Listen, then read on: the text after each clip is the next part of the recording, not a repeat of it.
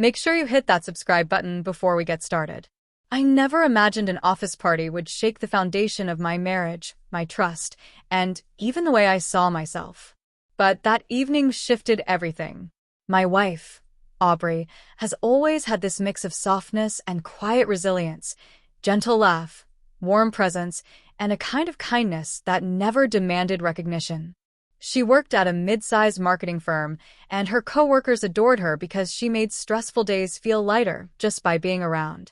I trusted her effortlessly, not because she asked for it, but because she lived in a way that made trust come naturally. She invited me to go with her to the company's annual celebration. I'm not the type who thrives at parties, but she looked so hopeful when she asked.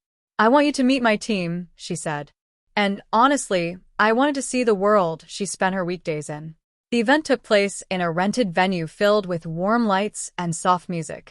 Groups of colleagues chatted over drinks, and Aubrey kept my hand in hers as she introduced me around. Liam, her easygoing project partner. Ellie, the cheerful designer. And Mark, the temporary manager she'd been working under recently. Mark was the only one who rubbed me the wrong way.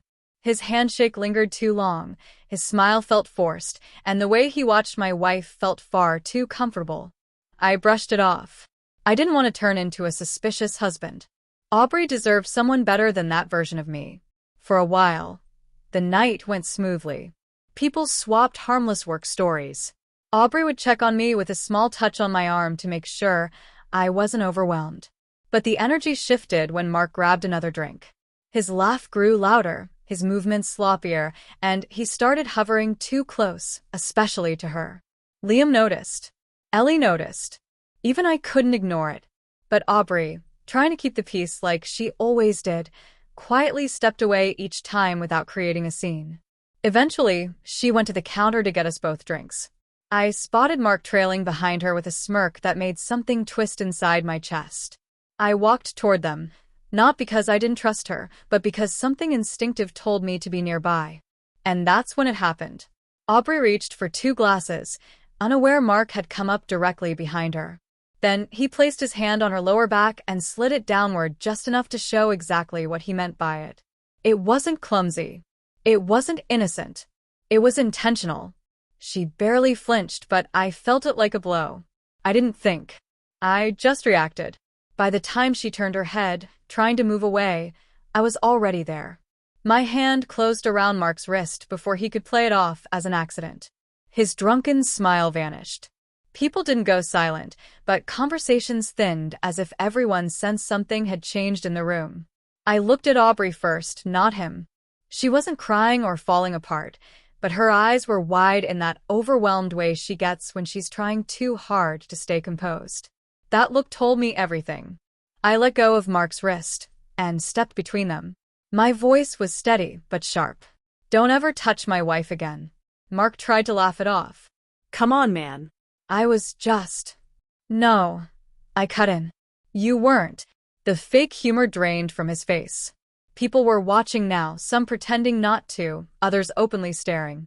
Liam moved closer to Aubrey, placing a supportive hand on her shoulder as if confirming what just happened. Aubrey whispered, "Daniel, please. Let's just go." Her voice trembled, not because of me, but because she hated attention, hated conflict, hated scenes.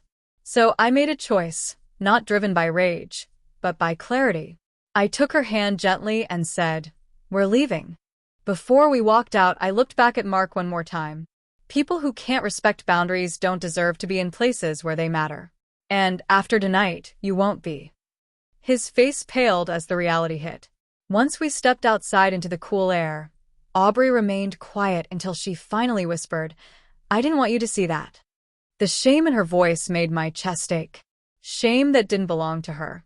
"Aubrey," I said softly, "you never have to hide it when someone treats you badly. Not from me." Her eyes filled with tears. She tried to blink away. I realized it wasn't just about tonight. It was about everything she'd been carrying silently. She didn't speak again until we reached the car. She paused before getting in and held the door frame like she needed help grounding herself. "Daniel," she whispered. "I'm sorry." Those 2 words cut the deepest. I knelt beside her, so we were eye to eye. What are you apologizing for? Her voice quivered. For making you deal with that. For bringing you there. For not saying anything sooner when she couldn't finish. I took her hands gently. Freezing doesn't make you weak. And what he did is not your fault. She blinked fast, trying to keep the tears back. I didn't want to make a big deal out of it. I didn't want work to feel weird. I didn't want to look dramatic. You were violated, Aubrey, I said quietly. That wasn't a misunderstanding. And you own no one's silence. Not me, not your coworkers, and definitely not him. She got into the car, and when I sat beside her, she stared straight ahead like she was replaying everything. Has anything like this happened before? I asked. Her jaw tightened. That was answer enough. Aubrey? She closed her eyes. He's made comments. Stood too close. Tried putting his hand on my waist once. I told myself I was imagining it. Anger burned through me, but I kept my voice calm. And tonight? She swallowed. Tonight, he went too far. By the time we got home, she looked exhausted. Not from fear, but from holding too much alone for too long. She dropped onto the couch. You probably think I should report him, she said quietly. I think you should do whatever makes you feel safe, I said. Whatever you choose, I'm beside you. She looked at me with an expression I hadn't seen before. You didn't yell, she said softly. You didn't explode. You just stepped in. I wasn't there to prove anything, I replied. I was there to protect the person who matters most to me. She leaned gently against me. I always worried you'd be mad at me if I told you. Not him, me. I wrapped my arm around her shoulders. I will never blame you for someone else's actions. Her whole body seemed to finally loosen. Can we talk to HR tomorrow? She asked quietly.